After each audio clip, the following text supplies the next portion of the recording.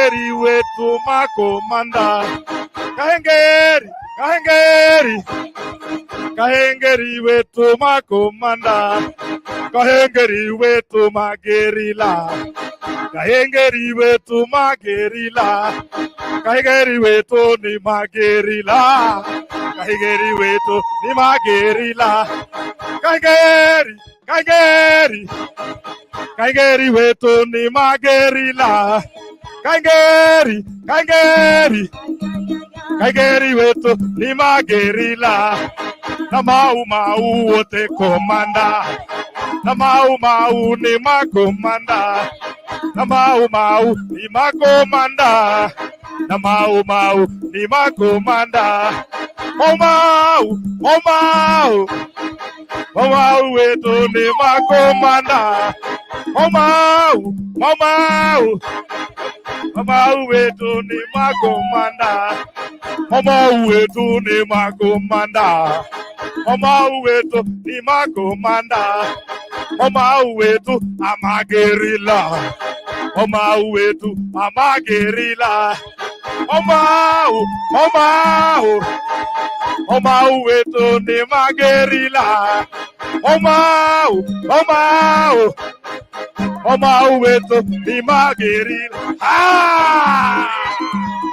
Filmasho Mwariama, Filmasho Baimonge, Brigadier Joki, kuma Korea Muranga, atumio aria marwaire wehathi witũ wa Kenya. Yeah.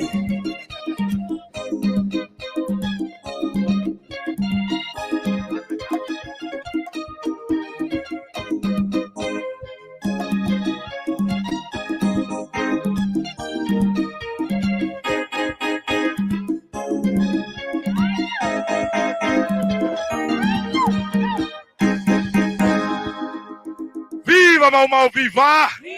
Viva Mau Mau, viva! Viva tumia Mau Mau, viva! Viva tumia Mau Mau, viva!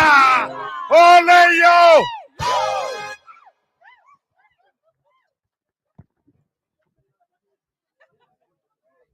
Asante sana. Asante sana Field Marshal Band. Indeed, you never disappoint. Tumechangamka. Asante sana. From Ms. Wanjiku Miano, you had Kenya Human Rights Commission. We have been in this transitional justice work for over 20 years. That would not have been possible without resources and support. Okay? And so at this juncture, I will welcome our executive director, Mr. Davis Malombe, to just take us through the next session. Davis, welcome.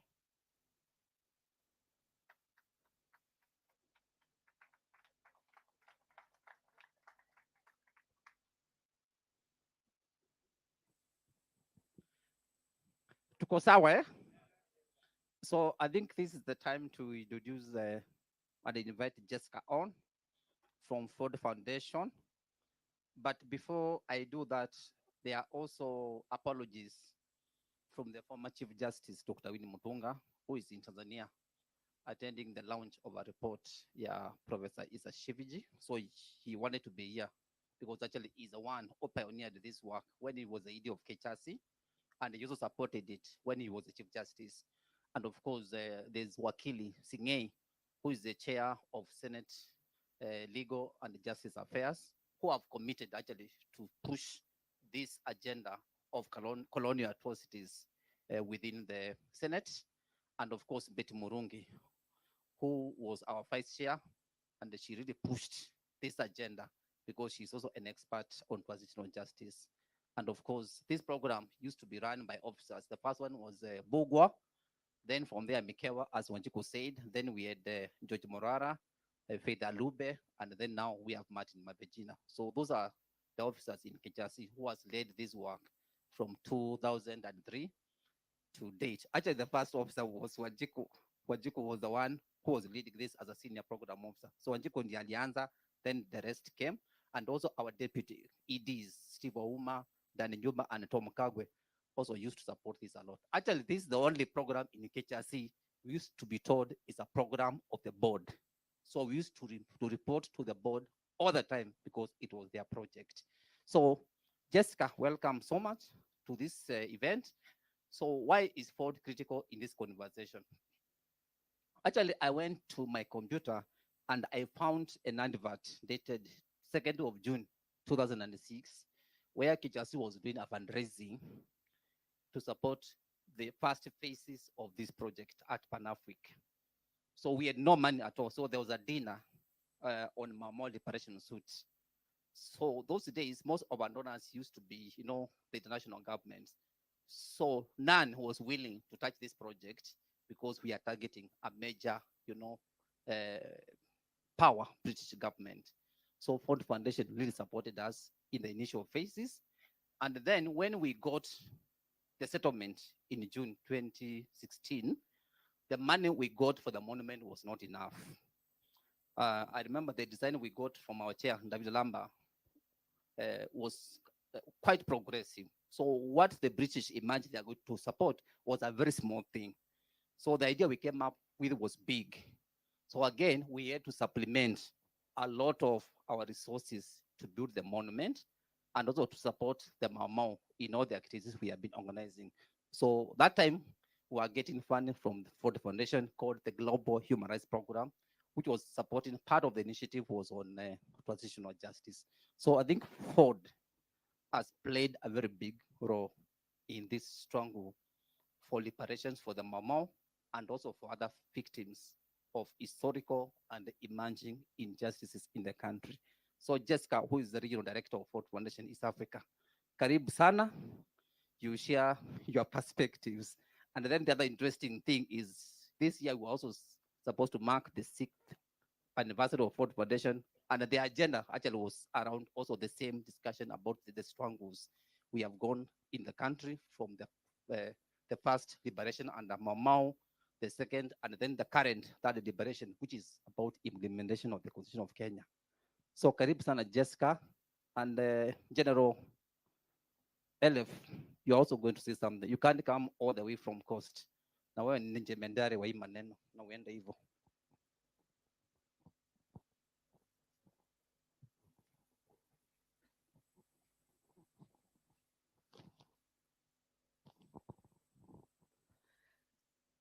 Good afternoon to all of you. I stand here with great humility because I stand here with an inherited legacy of solidarity. So I want to greet you, to the distinguished guests here, to the Mashuja of generations, to also give thanks for the rain which has fallen with such great force on us, which surely can be nothing but a blessing. To give thanks for the fire that was the Field Marshal's band that brought out the spirit in us, that made us dance.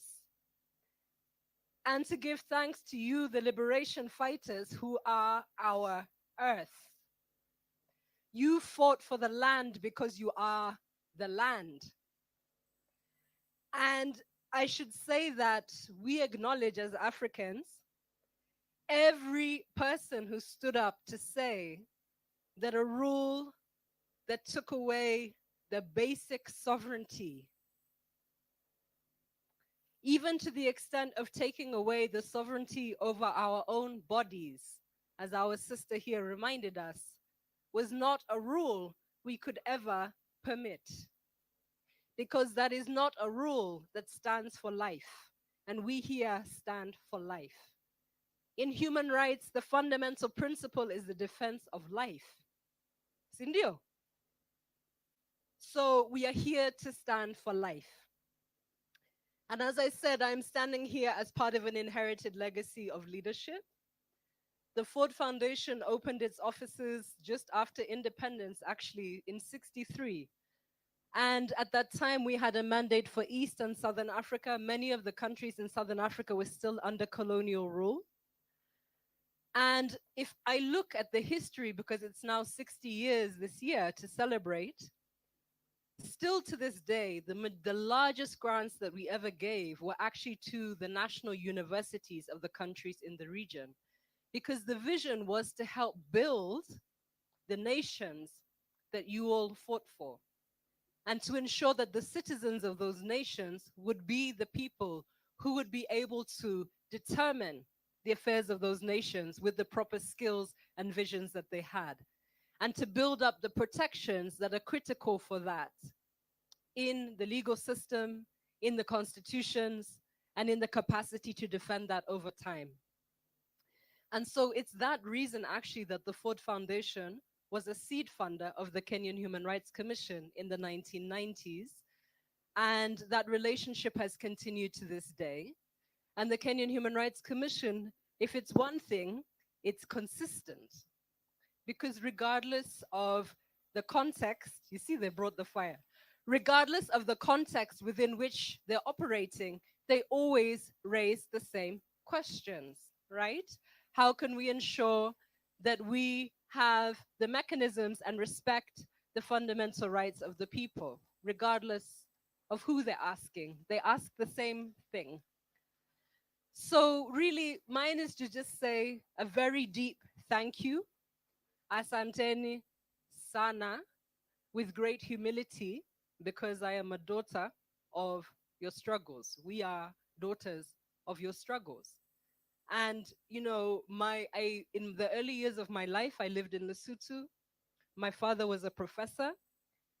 And at that time, the universities in the Southern African region were the place where the ANC in exile organized from and mobilized from and built consciousness and taught. And so that was my first exposure to understanding what it took to create a liberation movement. And so I will just end, like I said, with deep respect. And to say that all of the labor of transformation is never lost. Because it is true that this movement in Kenya inspired and has inspired so many across the world. And it is true that, as our Wazee would say, a luta continua, but remember that they also ended with Victoria es certa, which means victory is certain. So again, a congratulations on this historic day with the launch of this important foundation. Thank you for the work.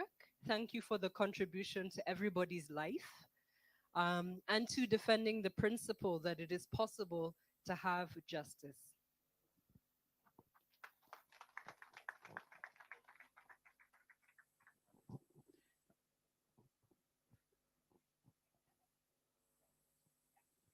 Thank you, Jessica, for those wonderful and rich remarks. Allow me right now to welcome senior citizen Hele Khalifa, board member of Muhuri. Karibu. Good afternoon, everybody. There was a time in the struggle for liberation of this country. The first liberation that is started at 50 Mau Mau, and then second liberation in the early 90s, and then came the third liberation. We have to reach somewhere. We have to reach somewhere and said, now tumefika. Manake hivi tunakwenda, every step we go forward, sometimes we take 3 steps backward. Na hii kitu ambacho kinatupa wasiwasi kidogo, kwa sababu lengo ni kupata haki kwa upande wa sheria, kwa upande wa uchumi, na kwa upande wa mashamba, na kwa upande kila kitu. Na the most important thing, kwamba kila mmoja lazima obey the rule of law and obedience to the constitution. Hii ni kitu kigumu sana mpaka sasa hivi hatujakipata. Nataka rafiki yangu hapa Yashpal Guy na Jill Cottrell Guy tumefanya kazi pamoja kwa muda mrefu sana, na pia nataka kuona the presence of Diana Lee Smith, which she's here also. Mambo yangu ni matatu, hayo ndio aliyosema. The first liberation, second liberation, third liberation. I hope this is the last one. Manake hivi tunavyokwenda inatutia wasiwasi. This country belongs to all of us. Unfortunately, this country ina misingi ya kikabila ile ya ndani kabisa, na hii kitu yataka tuache. Ukabila sawa, lakini the first and most important thing, we are all Kenyans. We were born in this country, raised in this country, we have equal rights, na kila mtu lazima aheshimu ile sharia.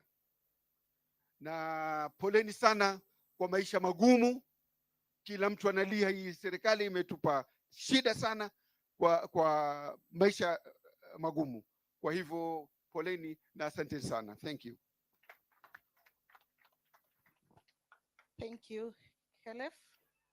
Ukizungumzia mambo ya rule of law, Khelef will never disappoint. Mkileta mchezo kidogo on injustices, mutaenda kotini. Thank you so much, Khelef, for those powerful remarks. We quickly now move to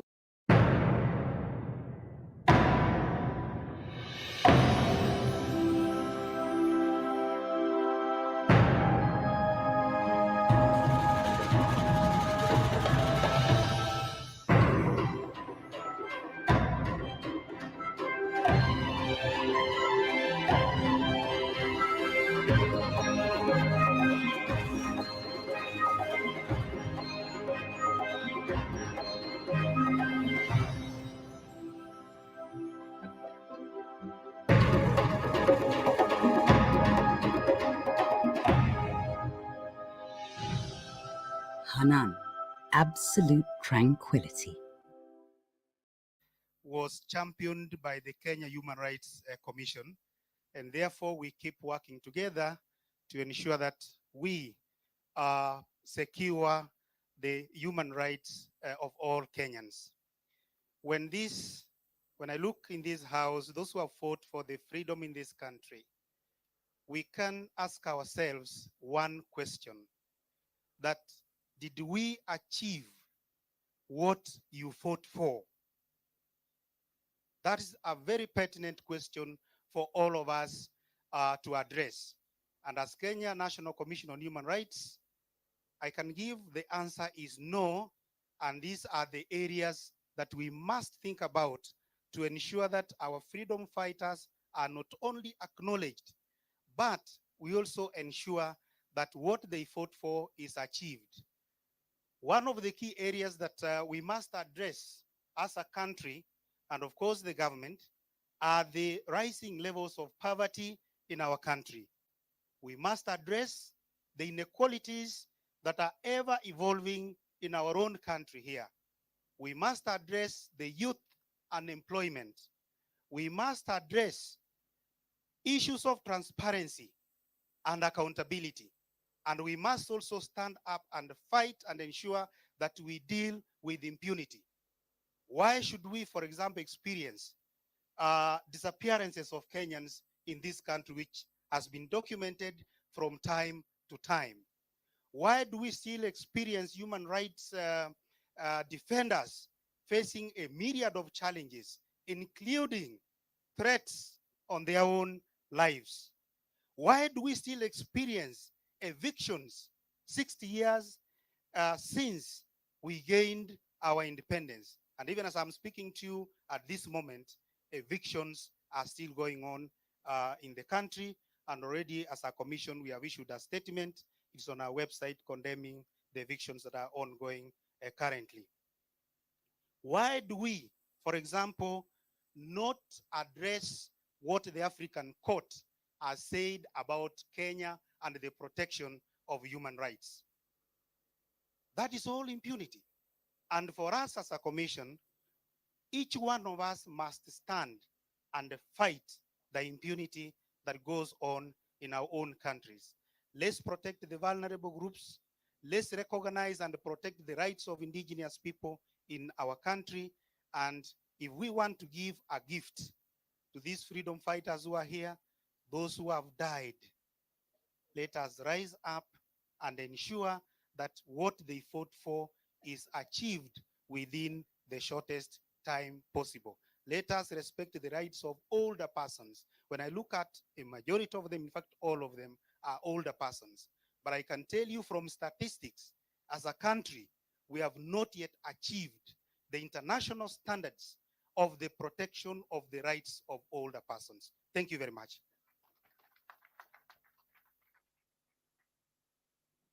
Thank you very much, Daktari. So, ladies and gentlemen, it's my pleasure to now welcome the man of the moment, the national leader, Honorable Shujaa, Dr. Gitu Kahengeri, to make his remarks. Karibu sana, Shujaa.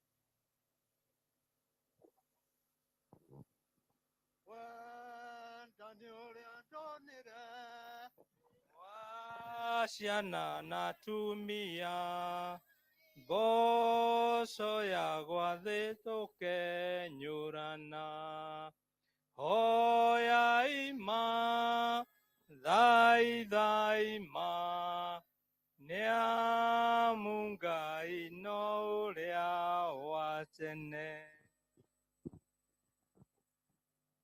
Leo sitaweza kusimama na kuzungumza mengi,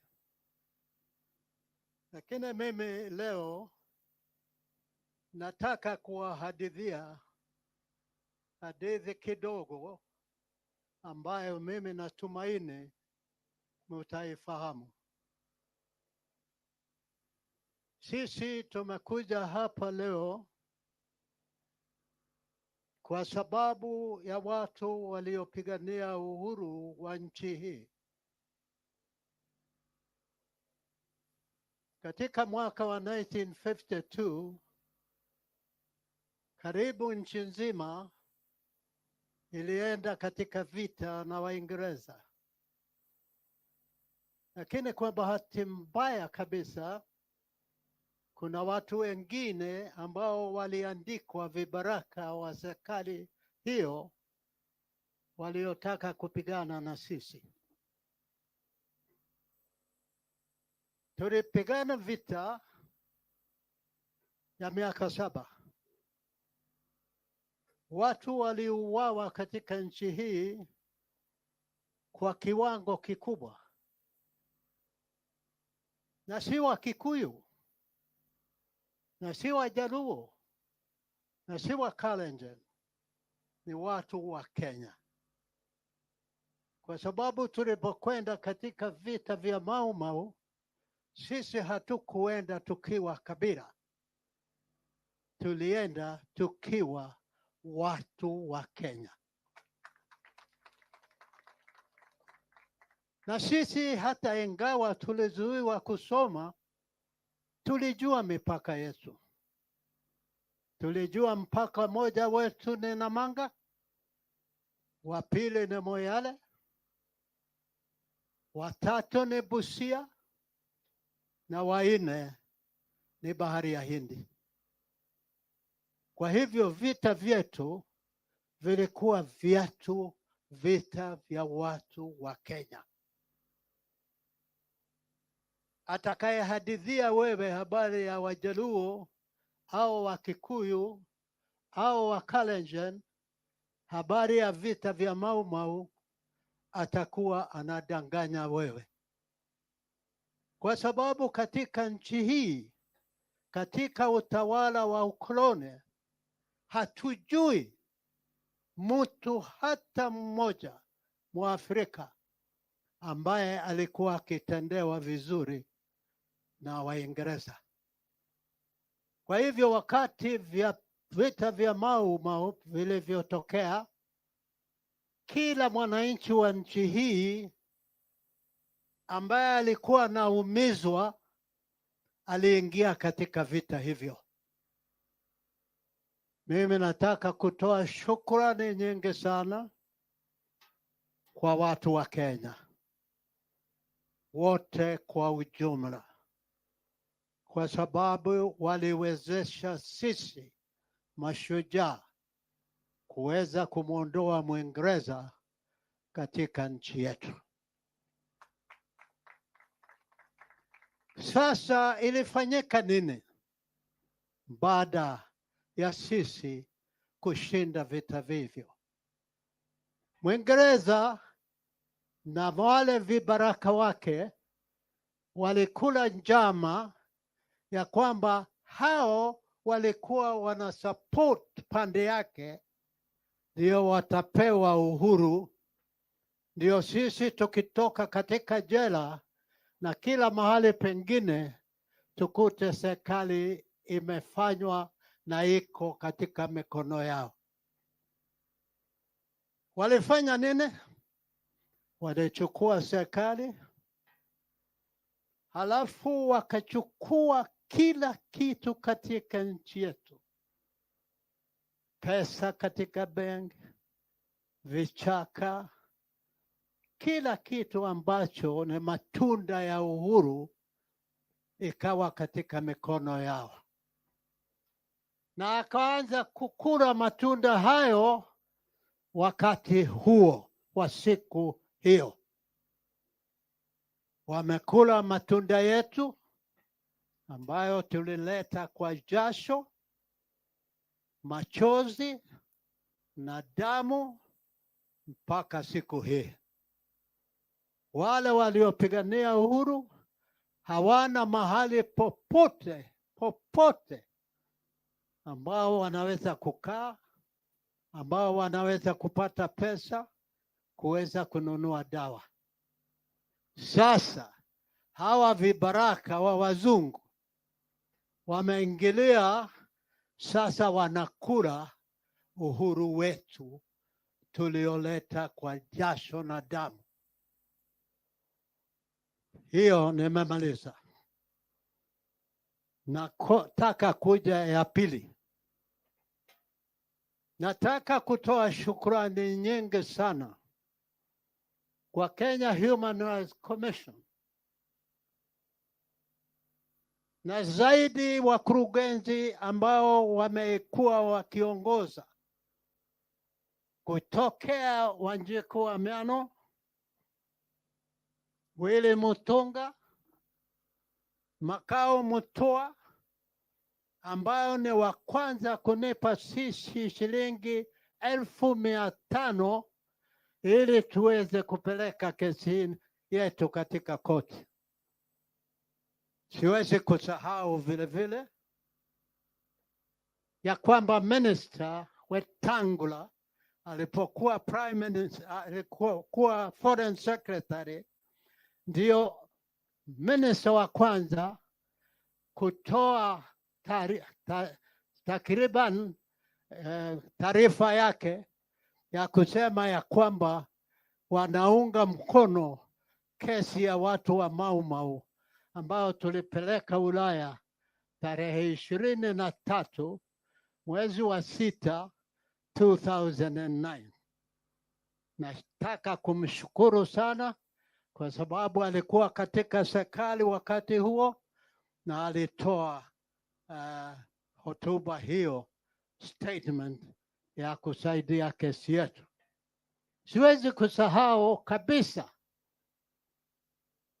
Yash Pagai ambaye tunaye hapa leo, kwa sababu katika katiba yetu aliwezesha sisi kutambuliwa katika preamble ambayo inasema tuheshimu wale walioleta uhuru na haki katika nchi yetu. Kwa hivyo ni pongezi sana, kwa sababu katiba hiyo alianzisha ndio iliweka mambo hayo katika katiba. Siwezi kusahau vile vile kuzungumza habari ya Raila, Mheshimiwa Raila Odinga. Yeye amekuwa na sisi kutoka mwanzo mpaka leo tarehe 8 mwezi wa 11 2003. Hongera, wewe ni mwana wa Kenya ambao tulizaa tukiwa katika vita vya Mau Mau, na tungependa wewe kuendelea kuongoza na kuona haki zetu zimetendeka.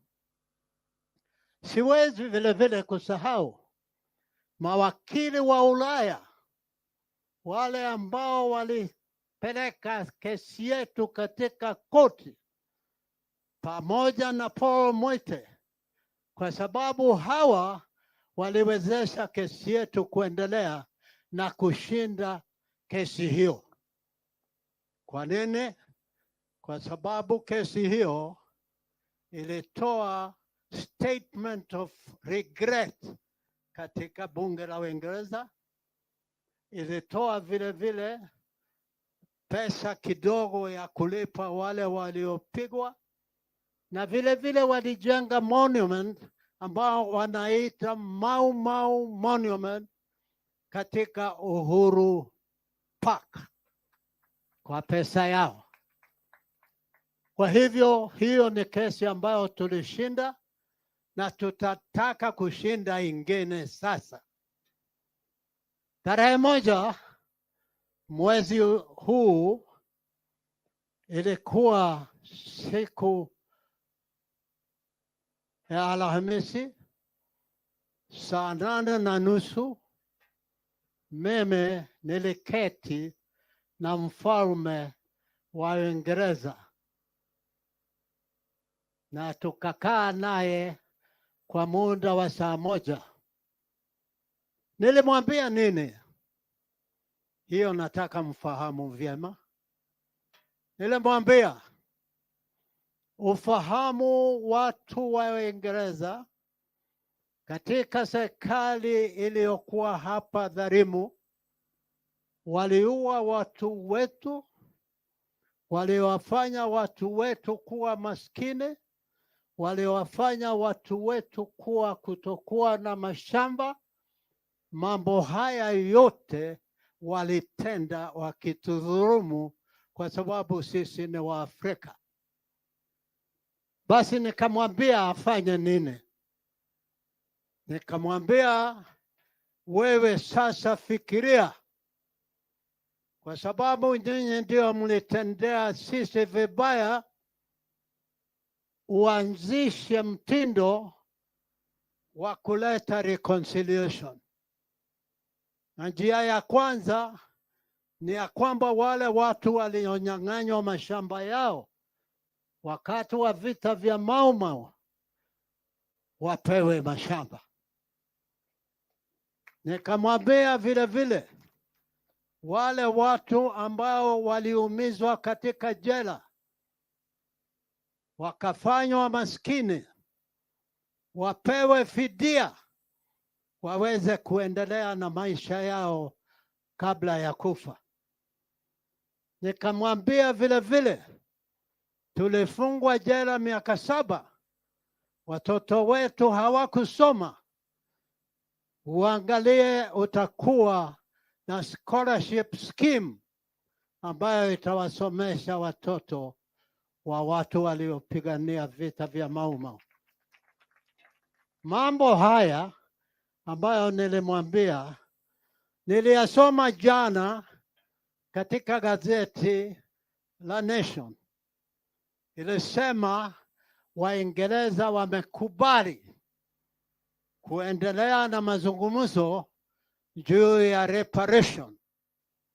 Kwa hivyo nikaona ya kwamba alisikia maneno yetu, na kwa sasa tunangoja yeye kuanzisha mambo haya, kwa sababu yalikuwako.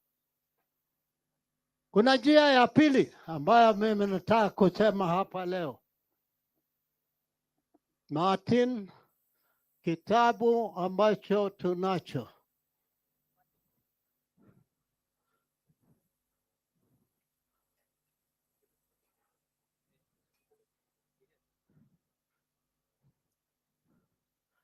kwa sababu ya tabu hizi, sisi ni kijibu Wanjiku wa Meano, kama alivyosema, na sisi vile vile tuandike vitabu ambavyo vinaonyesha hali yetu, kwa sababu vitabu vinavyosomwa katika mashule sasa ni vitabu vimeandikwa na wazungu na wale wanaitwa wapagazi wao. Kwa hivyo sisi tumeandika kitabu tukiwa Mau Mau War Veterans Association ambacho kinaitwa The Betrayal of the Mau Freedom Fighters, ambacho leo tutakizindua katika mkutano huu. Katika kitabu hiki utaona ni nini ilifanyika ndio kwamba watu wa Mau Mau wanaishi katika tabu kwa miaka 60 katika serikali walioleta na mikono yao. Kitabu hiki kitaeleza wewe kikamilifu kwa nini ilitendeka namna hiyo. Sasa nataka kusema hivi. Nina ile remarks yangu ambayo nimeandika kwa Kiingereza, na mimi singependa kuondoka hapa bila ya nyinyi kuisikia. Na kwa sababu mimi sasa nguvu zangu za mwili ni kidogo, nitamuita mjukuu wangu, great grandson, ambaye jina lake ni jina la baba wangu, ambaye baba wangu tulikuwa naye miaka 7 katika detention camp, asome remarki yangu. Morio, wasome.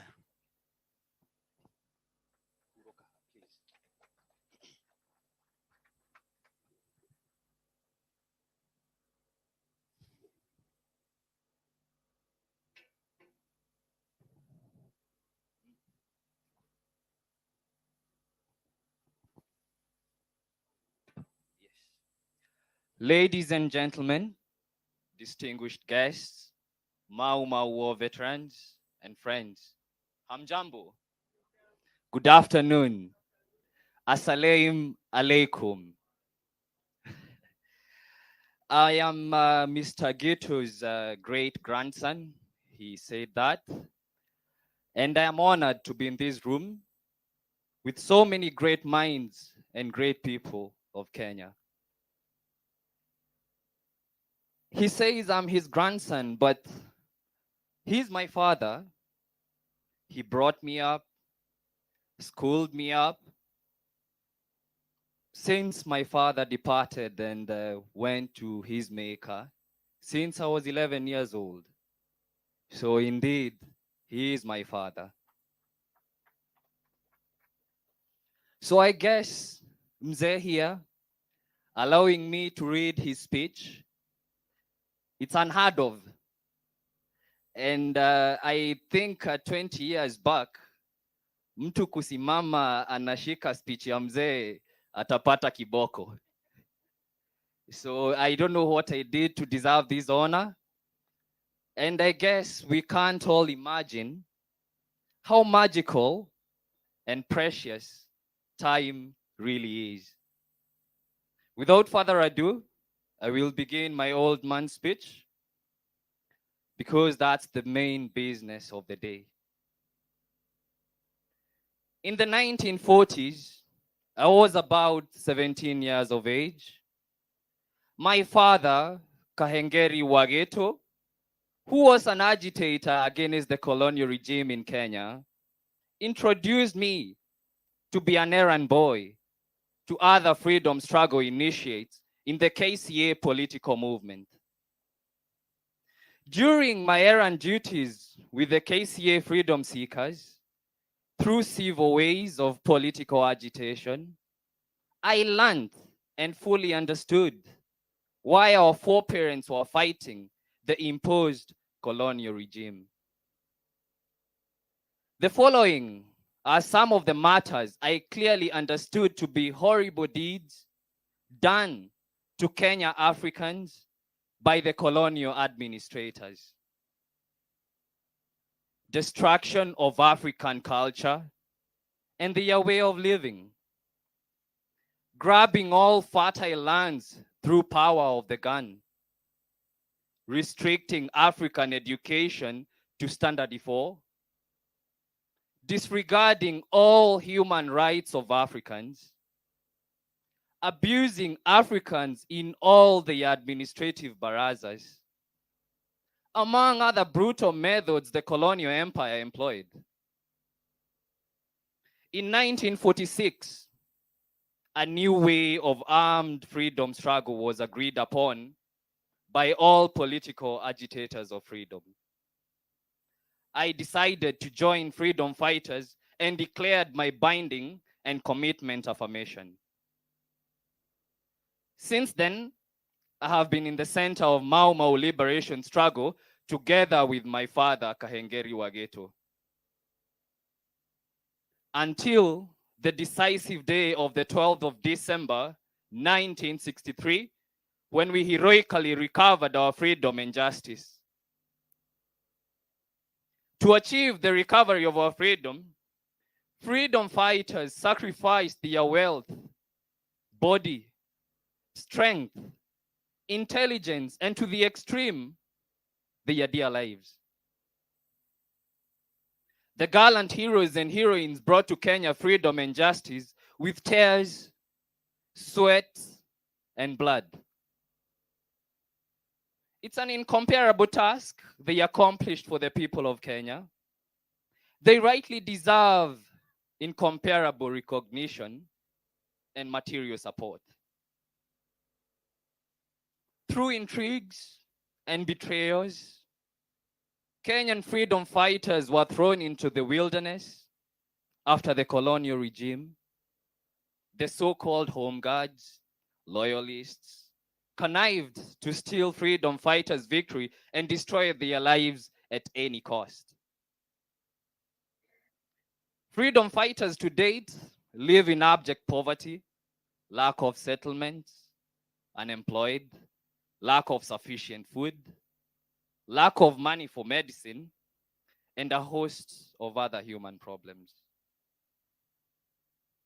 Having personally been at the center of Mau Mau liberation struggle for many years, I decided to write and publish the book entitled The Betrayal of the Mau Mau Freedom Fighters. This book will tell you why and how a government made to be by freedom fighters has neglected liberators for 60 years. Kenya, be blessed.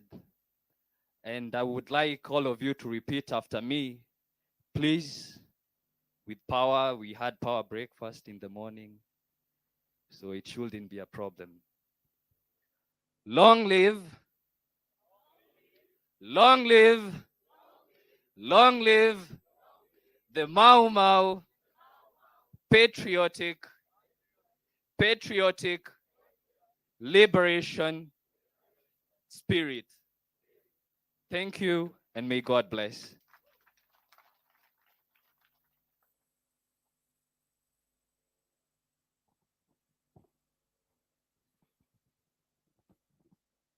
Nitamaliza na kusema hivi.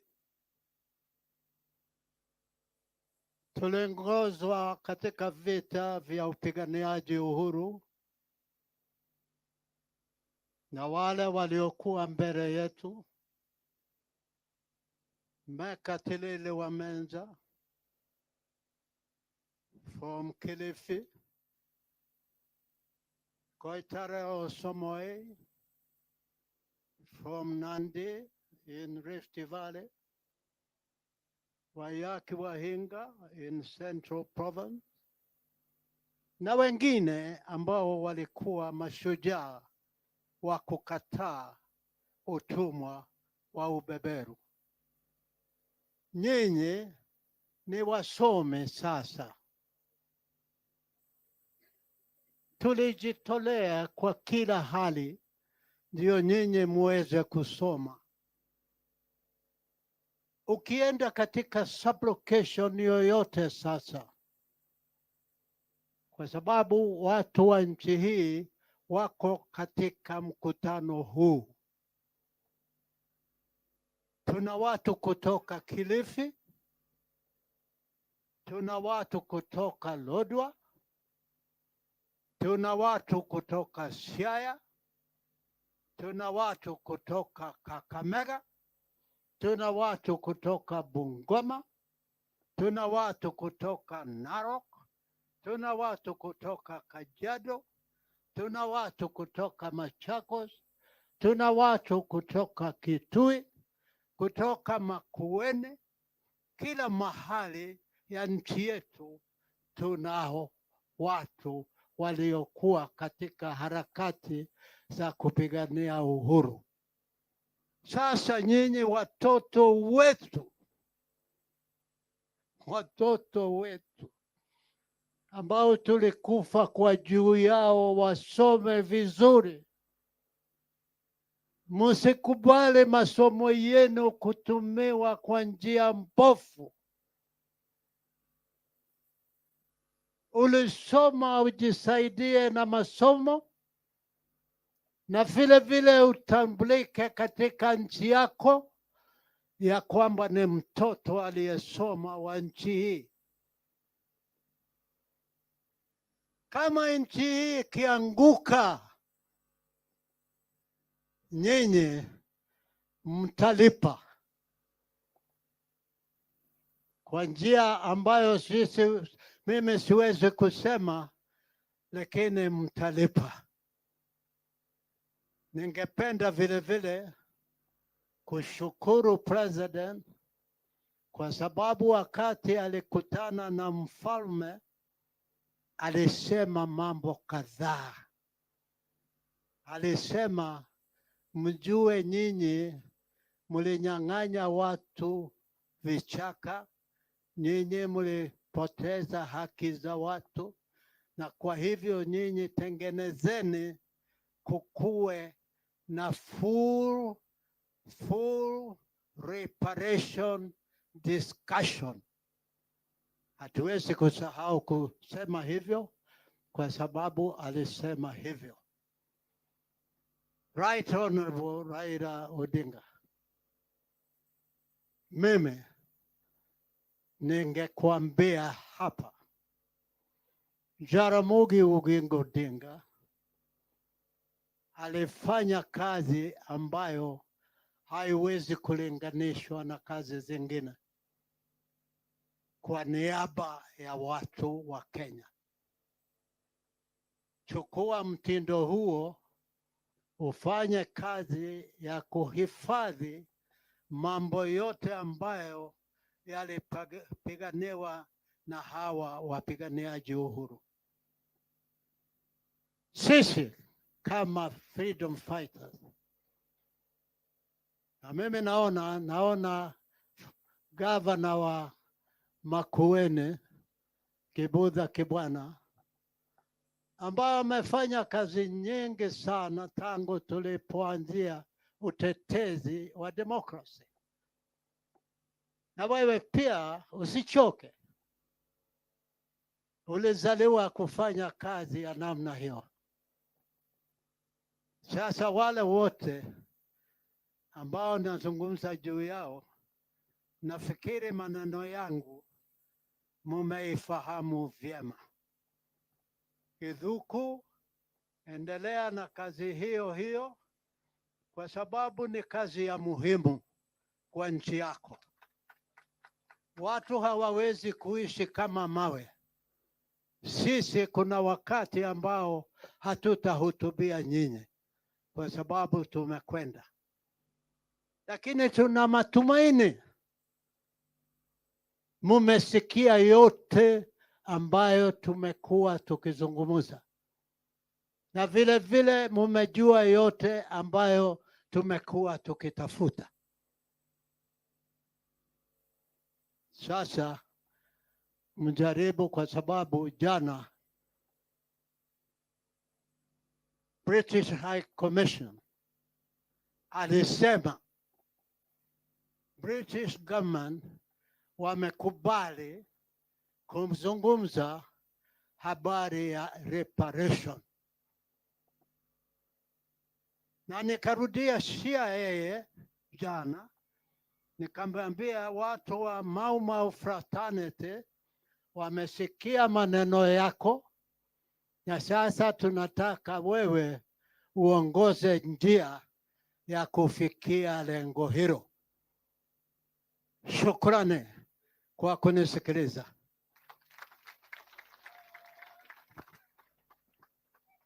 Asante sana. Thank you very much, Honorable Gitu and James Kahengeri, for the invaluable insights. Indeed, he is a shujaa wa Mau Mau. In the interest of time, I'll now welcome Senator Busia County.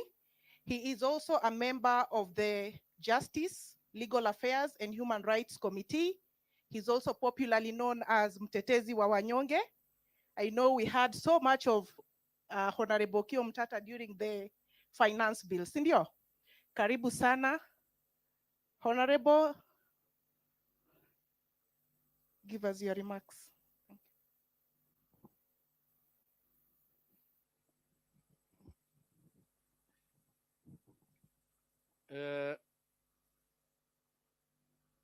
Mzee Gidu wa Kihengeri, I think is the oldest member here.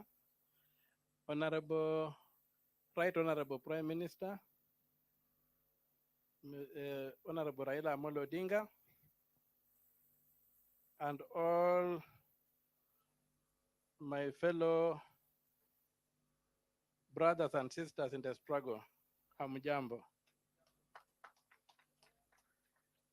But nimeshukuru sana kuwa hapa na kusikia machache ambayo nimesikia. Nimekuja kuchelewa kwa sababu mnapojua saa hii tunakaa kama majaji kule kwa Senate kuamua mambo yenye imetoka Meru. Na tumepatiwa break ya 1:30 na nikaona nikimbie nije hapa tusalimiane alafu nirudi niendelee na ile kazi mlinipea. So asanteni sana. Yangu yatakuwa mafupi. Jambo la kwanza, nataka tuelewane. Kama huna story kwa Kiswahili inaitwaje? Kama huna hadithi, lakini hadithi inakaa kama sungura mjanja. Lakini kama huna hadithi, if you don't have a story, you don't exist. It's out of the story that you have that you can have claims to anything. Today, the most powerful people in the world are the Jews as a community. Why? They have a very long story. And so, our story needs to be understood, needs to be documented, needs to be told. Should I speak English or Swahili? Swahili. Okay. So, hiyo hadithi yetu inataka tuielewe vizuri, tuweze kuiandika, tuweze kuitunza na tuweze kuitangaza. Ndio watu wajue kwamba sisi pia ni watu ambao wanatoka mahali fulani na wana mwelekeo fulani. Na ndio maana katika seneti tumeamua kwamba haya mambo haya makosa yaliyotendwa na wakoloni ni lazima yaandikwe. Na kwa sasa hivi tunajaribu kutengeneza tume ambayo tunataka kwenda kwa kila kaunti yaandike ni vitu gani wakoloni walitenda. Kama walipora mali yenu, mlikuwa na dhahabu kama Kakamega, itaandikwa na tutafute dhahabu ilienda wapi na iregeshwe kwa wenyewe. Tumeelewana? What I'm saying is that right now in the Senate, we have made a decision to document the atrocities that were done by the colonialists in this country. And we are going to form county-based committees of detail to interrogate and audit our narrative, to be able to ferret out violations of human rights and other crimes against humanity. And then from there, we would want to make it a state project to demand reparations. It will not be done by NGOs. It has to be the state with the support of NGOs, not the NGOs leading the fight. That's what I think in the Senate we have resolved, and we are working towards the legal framework for doing that. Jambo la pili, huu msukumo ni kwamba tumesikia mzee Githu akisema walikuja wakatunyang'anya haki yetu, mashamba yetu na kadhalika. Na sasa hivi kuna wale ambao bado wanaendelea kufanya hiyo kazi. Wanatunyang'anya haki yetu, wamekaa kwa maofisi, wanatuibia na wanatuletea umaskini. Hiyo ni lazima tukabiliane nayo. Na ndio maana sasa tukitoka hapa kwenye hii msukumo wa liberation, wa ukombozi, lazima tuingie msukumo wa emancipation. Sijui kwa Kiswahili emancipation ni nini? Yeah? Ridha. Ati? Emancipation kwa Kiswahili ni kwa English. Tumefanya ukombozi wa kujikomboa kwa mkoloni. Lakini hiyo kujikomboa ile ni kama kuvunja jela. Kama wewe umefungwa kwenye jela, alafu kuna kuja wakati wanasema hiyo jela lazima ifunjwe, itavunjwa alafu naambiwa wewe nenda nyumbani. Lakini utaenda sasa waangalie huna transport, huna nini. Jioni ikifika utarudi kwa jela, kwa mwenye jela useme unisaidie nilale tu siku moja tena kwa hii jela nikijipanga kwenda nyumbani. Sasa tunasema kuvunja jela haitoshi. Ile haki yako ambayo ulipoteza ukiwa kwenye hiyo jela lazima upewe. Na ndio maana sasa tumeanza kuangalia kwamba mambo ya uchumi ni muhimu sana. Tuache porojo yote. Suluhu ya umaskini ni sisi wenyewe kujipanga na kusimamia uchumi wetu kwa njia ambayo inafaa. Tuanze kuangalia kwamba mali yetu ambayo tunatoza kwa ushuru inafanya kazi gani? Inatumika vipi? Na tuache mambo ya kutegemea mambo ya agriculture. At the backbone of the economy is agriculture. That's an insult in the 21st century. We must get into the service industry. We must begin competing with the rest of the world. We must begin embracing our comparative advantages. We must begin creating millionaires in our villages. We must see rich people across the country. And we are not going to do that just by repeating this mantra that agriculture, agriculture, agriculture. We must manufacture. Sasa hivi tunapigana kule bunge. Kuna ile mambo ya kutengeneza magari, automotive industry. Ukiangalia kulikuwa na agreement ilitengenezwa na UN 1958. Ambapo ukisaini hiyo agreement mnaweza kuwa na kiwanda chenu hapa industrial area na mna manufacture kama ni carburetor ya Toyota ama ni filter ya Toyota, na itakuwa genuine original equipment yenye inaweza kuuzwa hata Uingereza. Kuna mabwenyenye hapa walikataa kusaini hiyo treaty. Mpaka saa hii hatujasaini. Hizo vita ndio tunapigana saa hii. Tunataka kujikomboa kiuchumi. Ule mtu anatukalia mzungu alienda, yale makosa alifanya tutamwandama. Lakini hata tukipata hiyo haitatushibisha. Lazima tuanze kujiuliza sisi kama watu wa dola hili ni vipi tutatajirika.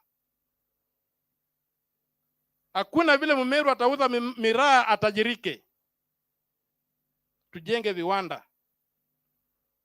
Tukianza kuingia kwa hizi industries zingine ambazo zinafanya hivi na vile, na kama motor vehicle tunajaribu kusukuma, tukiweza kutengeneza 40% ya motor vehicle hapa Kenya, itatusaidia kwa njia kubwa sana. Na unapata shida imekuwa miaka yote, watu walikataa kuweka vidole mahali fulani kwa sababu uchumi unaendeshwa na traders, not investors. We have very many transactional characters in this country.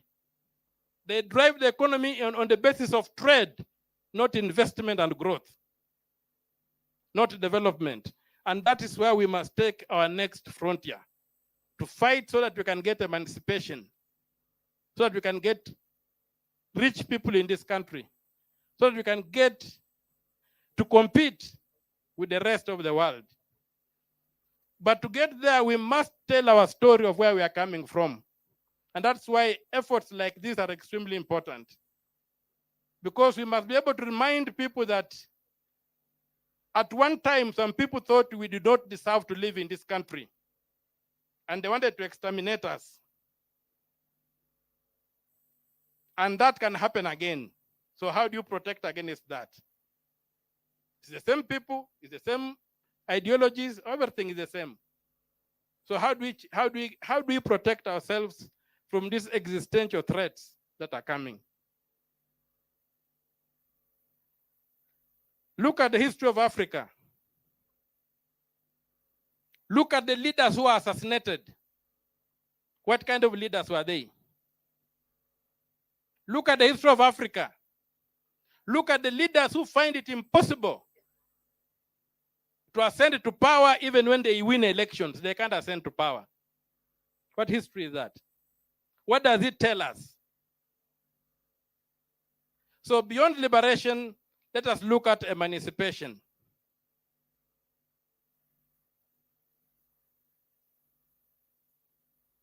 Let us look at emancipation. Let us transit from the narrative of Joshua into the promised land to Nehemiah coming back from Babylon. We are no longer in Egypt. We left Egypt in 1963. Right now we are in Babylon. So we need to find a formula of getting out of Babylon back to Jerusalem. I'm using the Jewish profess Christians and the Jewish. You have grafted yourself into the Jewish story, so it's part of our story. So everything you have gained. How do we go back and be the people God intended us to be? How do we go back